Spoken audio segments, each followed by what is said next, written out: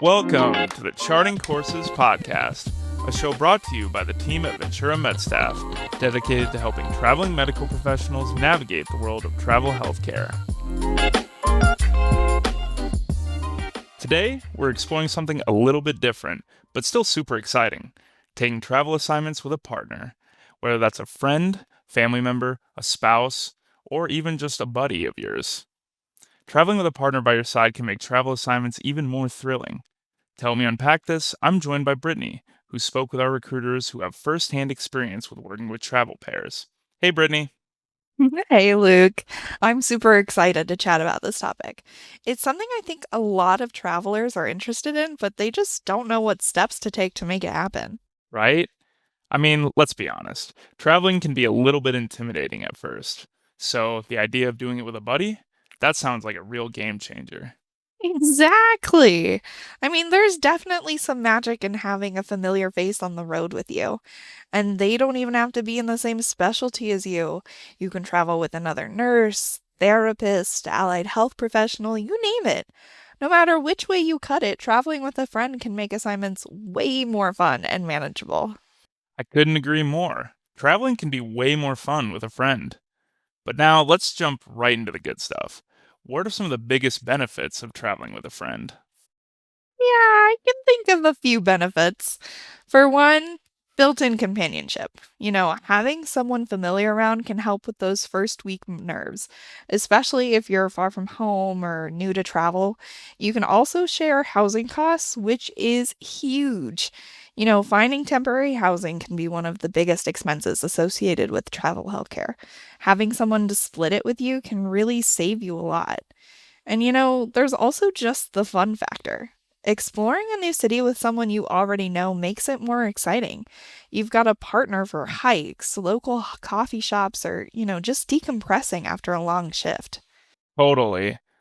And really, having someone to vent to who gets it, really, like, gets the behind the scenes part of it, especially if you're both in healthcare, can really be grounding. So, sounds great so far, but I know there has to be some challenges too. So, what should people look out for? That's a great question. I think the biggest challenge is going to be finding two contracts in the same area at the same time. It's not impossible, but it definitely takes coordination and flexibility. Sometimes one person might land a job faster than the other, or, in a slightly further away area. You've got to be okay with that. And then let's be real.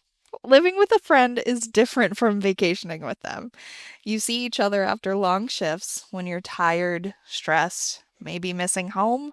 That can test even the best of friendships. Yeah, I think everyone has to learn that lesson eventually. I know I did in college. Just because you love hanging out with someone doesn't necessarily mean you'd make great roommates. Living with someone requires open communication and a willingness to compromise on rules and routines. So, on top of thinking about living compatibility, what else should travelers think about before heading on assignment with another? Our recruiters recommend a few things. First, you want to be open about your goals. Traveling with a friend takes good communication, to say the least. Maybe one of you gets an offer in your dream city, but the other gets an offer 2 hours away. What do? You need to talk about your priorities, locations, pay, shifts, setting, and everything else before you start applying for assignments.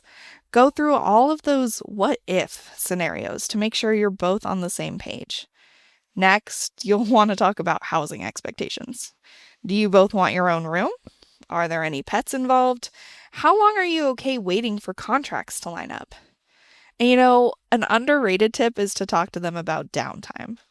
How often do you want to go exploring? Are we talking like an every weekend type of thing? Or do you want to build in some recharge solo time?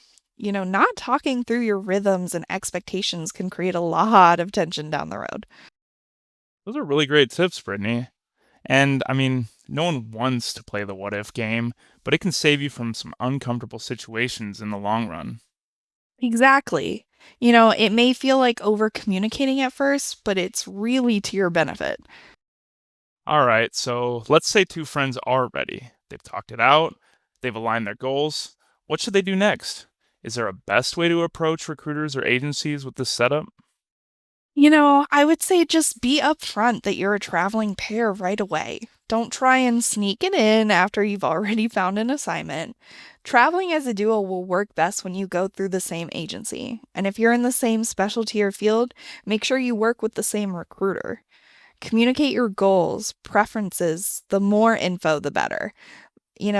Get your recruiter and agency as much info as possible so they can help you find contracts that are tailored to both of you. Keep in mind that sometimes traveling as a pair means one friend starting a week or two earlier or at a facility in a different area of town. But, it's very doable, especially when you look at high demand states and work with an experienced recruiter. Love that. I mean, yeah, it really just sounds like it takes a lot of honesty and flexibility, but that's doable. So, really, in your personal opinion, is traveling with a friend worth it? I think it absolutely can be. It just takes planning, communication, and a willingness to be flexible, like you said. When it works out, it can make being a traveler even more rewarding. Perfectly said, Brittany. And thank you so much for dropping all this knowledge today. Always happy to chat, Luke. So, to wrap it all up, traveling with a friend, family member, or partner can make your travel healthcare experience more supportive, more affordable, and way more fun. But it takes good communication, flexibility, and the right recruiter in your corner. Lucky for you, we have the perfect recruiters ready to help if you're thinking about pairing up for your next assignment. Just head to venturamedstaff.com to get started. Thank you for listening to the Charting Courses podcast, brought to you by Ventura MedStaff. If you enjoyed this episode, give us a like, share it with your friends, and follow our channel so you never miss an episode.